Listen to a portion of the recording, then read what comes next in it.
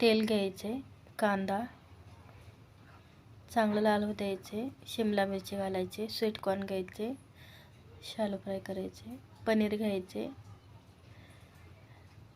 मीठ, कोथिंबीर 2 ते 3 मिनटं झाल्यावर काढायचे, चांगलं वाफल्यावर.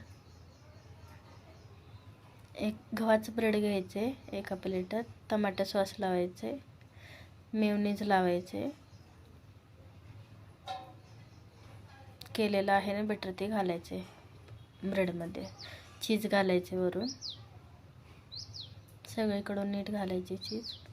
ब्रेड आणखी एक वर ठेवायचे, दाबायचे थोडंसं, बटर लावायचं, तवा चांगलं शेकून घ्यायचे,